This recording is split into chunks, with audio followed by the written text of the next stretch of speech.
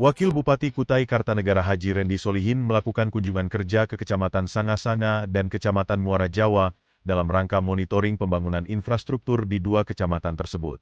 Kunjungan kerja diawali melihat dari dekat kondisi SD Negeri 015 Sanga-Sanga. Sekolah yang berada di Kelurahan Pendingin itu kondisinya kurang bagus dan tidak adanya lapangan upacara. Wakil Bupati Haji Rendy Solihin menginginkan segera dibangunkan lapangan. Selain sebagai sarana melaksanakan upacara juga sebagai sarana bermain anak-anak. Kemudian Wakil Bupati juga berkesempatan menyerahkan paket sembako dan santunan kepada anak-anak yatim dan kurang mampu di kantor Kelurahan Pendingin. Peninjauan berikutnya melihat dari dekat kondisi jalan longsor di Kelurahan Pendingin, dan berkesempatan berdiskusi dengan pihak perusahaan yang akan bertanggung jawab terhadap jalan longsor tersebut. Mengakhiri kunjungannya ke Kecamatan Sanga-Sanga, Wakil Bupati Haji Rendy Solihin meninjau progres pembangunan patung Bung Karno. Rendy ingin seluruh sarana pendukung di area tersebut agar segera diselesaikan, dan ia ingin upacara peringatan Hari Pahlawan 10 November 2025 digelar di area patung Bung Karno. Usai meninjau pembangunan infrastruktur di Kecamatan Sanga-Sanga, Haji Rendy Solihin dan rombongan melanjutkan kunjungan kerjanya ke Kecamatan Muara Jawa untuk monitoring progres pengerjaan pembangunan dan juga melihat kondisi infrastruktur yang perlu dilakukan perbaikan maupun peningkatan. Diawali melihat kondisi jalan di Kelurahan Tamapole yang masih berupa jalan agregat yang merupakan berbatasan dengan Kelurahan Donda. Rendy ingin jalan tersebut segera dikerjakan mengingat jalan tersebut merupakan akses utama masyarakat Kelurahan Tamapole.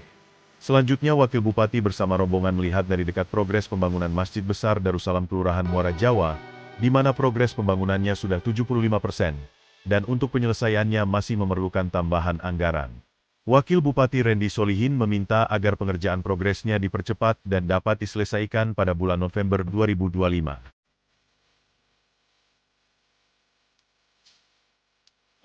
Sangat-sangat menunjang beberapa infrastruktur termasuk bangunan pendidikan, sekolah dasar yang memang kondisinya sangat memprihatinkan, dan kami tidak mau lagi ada anak-anak sekolah dasar di Kutai Kartanegara yang tidak punya lapangan yang bagus, tidak punya ruang kelas yang baik. Karena kami tidak mau mereka duduknya nyaman, tapi atapnya bocor. Kursi, mejanya bagus semua, tapi atap-atapnya bocor semua, itu bagaimana? Nah, kami tidak mau untuk 5 tahun ke depan, semua anak-anak sekolah berhak mendapatkan kebahagiaan di sekolahnya, menjadi memori kenangan terindah bagi anak-anak kita semua. Oke. Selanjutnya tadi kita meninjau beberapa infrastruktur, termasuk titik longsor di Pendingin, dan insya Allah sudah ditangani bersama, dan pihak perusahaan sudah kami kasih target sebelum 17 Agustus, longsor tersebut sudah harus ditangani, dan kami meninjau tadi pembangunan pengaspalan 4 km di Pendingin, dan sudah tuntas juga, sudah dikerjakan, dan beberapa jalur 2 termasuk ikon wajah Kecamatan Sanga-Sanga, patung monumen Bung Karno, insya Allah 10 November Hari Pahlawan kita resmikan. Dan terakhir kita di Muara Jawa, tadi kita ke Tamapole, dan tinggal 1,3 km tuntas. Selama 4 tahun kita cicil. Kasus organisasi atau peningkatannya? Harus rigid semua. Sekarang nggak boleh diaspal-aspal lagi, Pak. Kondisi tanah Kutai Kartanegara beda dengan Jawa. Artinya kalau Jawa aspal cukup, Kutai Kartanegara nggak boleh. Harus rigid semua. Kecuali di perkotaan yang memang kondisinya memungkinkan untuk aspal. Nah, terakhir kita ada di Masjid Darussalam. Tadi kami menyampaikan dengan teman-teman Dinas PU, kepada Kepala Dinas PU bahwa Masjid Darussalam ini masih butuh 6 miliar kurang lebih. Tapi kita resmikan dulu lah, bersamaan dengan patung Sanga-Sanga. Nanti Pak Bupati hadir sini 10 November. Target penyelesaian Pak, masjid? Ya, kami minta 10 November diresmikan juga. Semua? Ya, diresmikan dulu, nanti kurangnya berapa kita bicarakan lagi. Tapi harus diresmikan dulu. Selain daripada itu tadi menjadi perhatian kita untuk Kecamatan Muara Jawa, banjir di jalur 2. Ini wajah Muara Jawa dan jalur 2.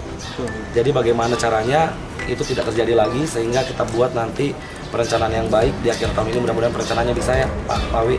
Perencanaan dulu lah, tahun 2026 kita bisa eksekusi secara bertahap. Karena kalau dihitung-hitung cukup besar anggarannya. Kita pengen kanan kirinya jalur 2 ini ada trotoar, dinaikkan, box culvert itu bersih, air lancar dari hulu ke hilirnya. Kayak Malioboro, trotoarnya bagus, lampu-lampunya dan kursi-kursi bisa buat santai dan spot ini bersantai di sore hari untuk warga Muara Jawa. Ya, mungkin itu kita doakan bersama lancar semua. Tim Media Dokumentasi Pimpinan melaporkan.